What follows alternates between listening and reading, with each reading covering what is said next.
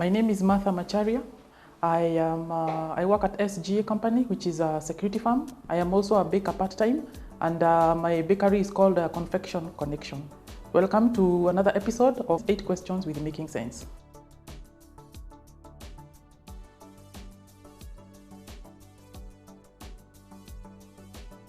Honestly spending, because more so, especially when it is money that I have made, it makes me feel proud.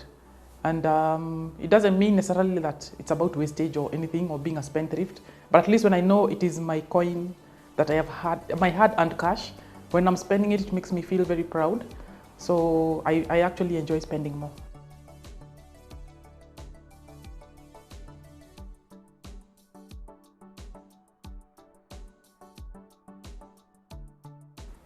For this year, my savings goal is to save for buying a plot at the end of the year, because I would finally like to build my own house.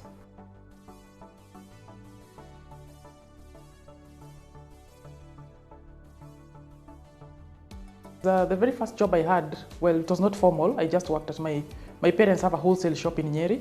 So I worked there for like about 6 months. Basically, it was a transition between Form 4 and campus. So I worked there for 6 months and I was paid 2,000 per month then.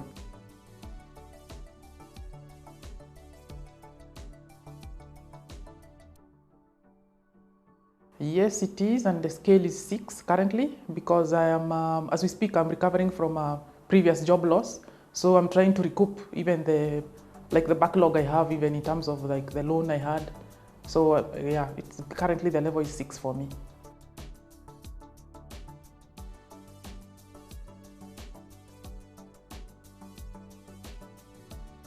I personally think not, because your chances are very high to lose that friendship.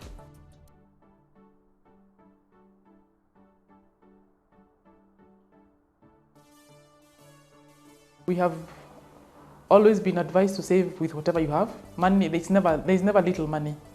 But savings is a culture that I think we, particularly as Kenyans, don't have. So especially those of us who have been blessed to work from a young age, even if it's just 18, 17 or whatever, it's important to save. From my experience, like I have said, I had worked at my parents' shop. They have a wholesale shop. I managed to save money enough to buy myself the items that I need for campus, like suitcase, clothes, stationery. At least for that part, I did not depend on my parents. They just did the bulk of paying the fees. And also not just that, even your future depends on you. Because when you waste money now, that means your future is crying.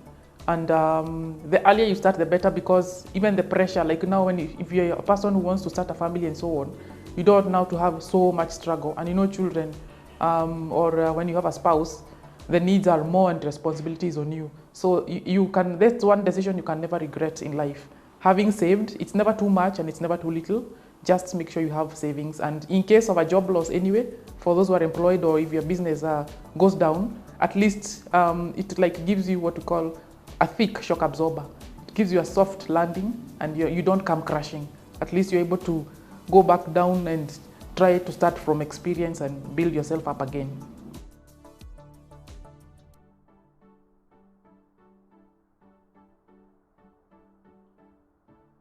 My side hustle is baking. It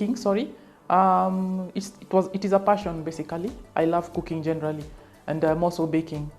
And I picked that especially because I had lived with my grandmother for a long time.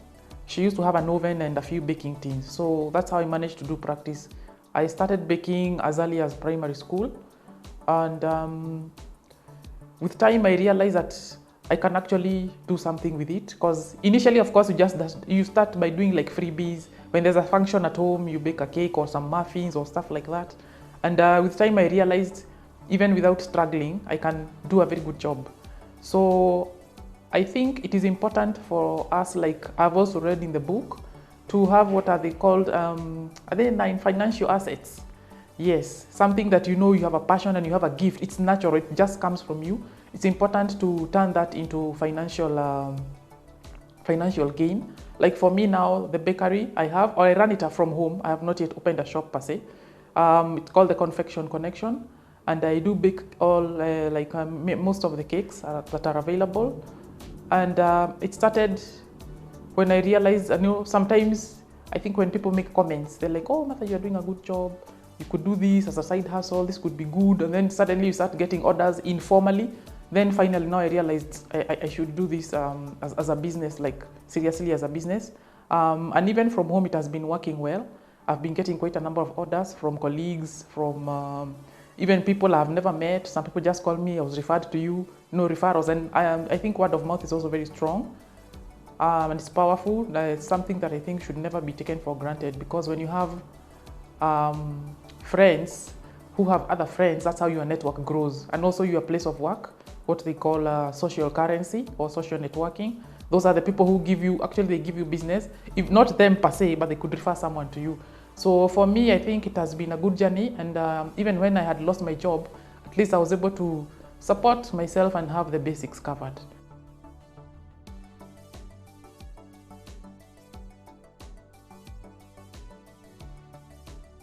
The first one is in the forward.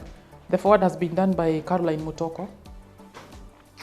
And I will read, I'll just read the first 3 sentences. You are holding a mind opener. You will also learn a few things about yourself, your dreams, and your financial BMI.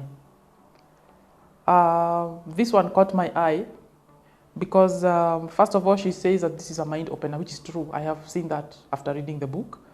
And then learning a few things about myself. And then, of course, now our financial BMI. BMI basically is body mass index. And very interesting for us ladies, we are very concerned about our body mass index, like the physical one. But we have not been concerned about the financial one generally, which I think is an important thing. And it's something you need to focus on, because you cannot rule out money in this world. You need money to survive, you need money to make ends meet and all that. And of course, you want to live in abundance as well. So when she says your financial BMI, that is something I think is very crucial in life, because it's also your financial health, basically, and you need to be healthy all around. The next one is on page 43. This one is by Obama. Yes, Barack Obama. He says, change will not come if we wait for some other person or some other time. We are the ones we've been waiting for. We are the change that we seek. This means, or rather this caught my eye, because we are always looking, it's like blaming others for our problems, basically. And yet we have the answers within ourselves. Because if I don't change myself, I don't expect even my environment to change or the people around me to change. So when he says we are the change that we seek, it means it starts with me. Just like the way we were told about COVID, if I don't wear a mask, if I don't use a sanitizer, if I don't do social distancing, then of course it will create chaos. And we are supposed to protect each other. So as Barack says, we are the change that we seek, and this is about now financial. If I don't change my mindset, I don't expect anything else to change. So that was quite powerful for me, and this one is about budgets and baby steps. So yes, we need to change. Whatever you have, start with it and move forward from there. Then the third and the last one is, for me, is in page 69. This one was by Sunny Bindra. Sunny Bindra says, the topic here is making money work for you. Small deals have nothing to do with the size of the balance sheet. They are all about the size of the spirit within. This is about now your inside as well. You must work from within for you to make the outside work as well. Because if you don't have like the motivation or even the discipline, because sometimes the motivation would come to an end, but discipline is what keeps you going. If you don't have that spirit within, then you will not make any moves. There will be no progress.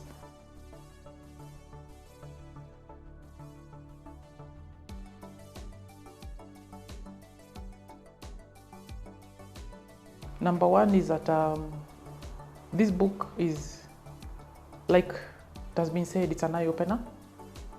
And I think also I have learned that everything is our responsibility.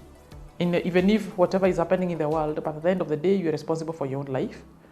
And then another thing I would say is, I think from a Christian perspective now, I cannot overemphasize this, it is important to tithe.